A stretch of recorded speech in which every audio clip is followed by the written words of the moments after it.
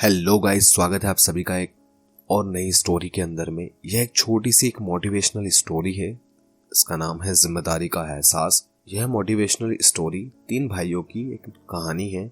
यह कहानी बच्चों और बड़ों दोनों के लिए है और ये कहानी एक सीख देने वाली कहानी। उम्मीद करता हूँ ये आपको अपनी जिंदगी का आपको अपनी जिम्मेदारी का एहसास जरूर करवाएगी। चलिए कहानी शुरू करते हैं। एक बुढ़िया थी, उनके 3 बेटे थे। तीनों में बहुत ही ज्यादा प्रेम था। बुढ़िया इस बात से संतुष्ट थी कि तीनों में बहुत प्रेम है, लेकिन एक बात की चिंता उसे हमेशा सताए रहती थी। वास्तव में उसका बड़ा बेटा बहुत ही जिम्मेदार और बहुत ही मेहनती था। हर काम में माँ का हाथ बटाता था, लेकिन दोनों छोटे भाई बहुत ही आलसी थे। हर काम को टालते रहते थे, घर की कोई जिम्मेदारी नहीं निभाते थे। खेत का सारा काम उसका बड़ा बेटा संभालता था और घर का सारा काम बेचारी बुढ़िया को करना पड़ता था। बड़े बेटे से उसकी हालत देखी नहीं जाती थी, लेकिन कर भी क्या सकते हैं। फिर एक दिन उसने अपनी माँ को तीर्थ यात्रा पे जाने के लिए कहा। बुढ़िया ने मना कर दिया क्योंकि उसे डर था कि सारा काम उसके बड़े बेटा कैसे संभालेगा और उसी को करना पड़ेगा। लेकिन बेटे ने बार बार समझाने पर वह मान गई और यात्रा जाने के लिए तैयार हो गई। बेटे को थोड़ा सुकून मिला कि कम से कम माँ को थोड़ी राहत तो मिलेगी। अब ऐसा सब होता रहा। 1 दिन बीता, 2 दिन बीता, तो जैसे ही अपनी माँ के चले जाने के बाद में बड़े बेटे ने थोड़ा और जल्दी उठना शुरू कर दिया।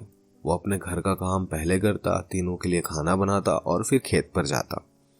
उसे अपने छोटे भाइयों से बड़ा स्नेह था, इसलिए उनका काम न करना उसे अखरता नहीं था। माँ की तरह ही उन्हें जरूरतों का ध्यान रखता।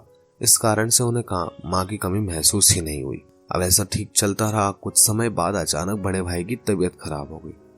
उसे तेज बुखार हो गया। वो बिस्तर से उठ भी नहीं पा रहा था। उसकी यह हालत देखकर दोनों छोटे भाई घबरा गए।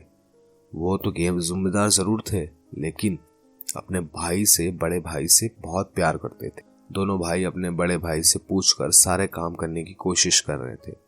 इसके साथ साथ अपने भाई का ख्याल भी रख रहे थे, क्योंकि ये जो लगाव था ये सब करवा लेता है। बड़े भाई को ठीक होने में 1 हफ्ते भर का समय लगा, क्योंकि इस 1 हफ्ते में बहुत कुछ बदल गया।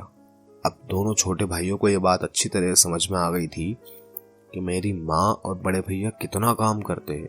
दोनों को अपनी गलती का एहसास हुआ और अब उन्होंने सब कुछ काम अच्छे से करने लगे। कुछ दिन बाद जब माँ तीर्थ यात्रा से लौटी तो उनके अंदर आए बदलाव को देखकर बड़ी खुश हो गई। बड़े बेटे से पूछा तो उन्होंने सारी बात बताई। उसने कहा, माँ जो होता है अच्छे के लिए होता है। अगर मैं बीमार ना होता तो मेरे दोनों छोटे भाई अपनी जिम्मेदारी नहीं निभा पाते। ऐसा कहकर दोनों भाई को गले से लगा लेता है। हमें कभी आलस नहीं करना चाहिए और घर के छोटे छोटे कामों में हाथ जरूर बटाना चाहिए। कम से कम अपना काम तो खुद करना चाहिए। यह इस कहानी से लेसन लेना चाहिए कि हम जैसे जैसे बड़े हो रहे हैं, हम जैसे जैसे ग्रो कर रहे हैं, तो हमें ये सोचना चाहिए कि घर के जो ज़्यादा जिम्मेदार लोग हैं वो कुछ ऐसा काम कर रहे हैं जिसमें आप उनकी मदद कर सकें, तो प्लीज़ जाइए और प्लीज़ उनकी मदद कीजिए। उन्हें अच्छा लगेगा। वो वेट करते हैं, वो आपको काम के लिए नहीं कहेंगे।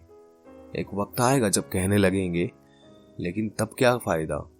आप उनसे पहले ही परफॉर्म करके अगर दिखाएंगे तो आप सभी के बीच में प्यार और मोहब्बत बनी रहेगी।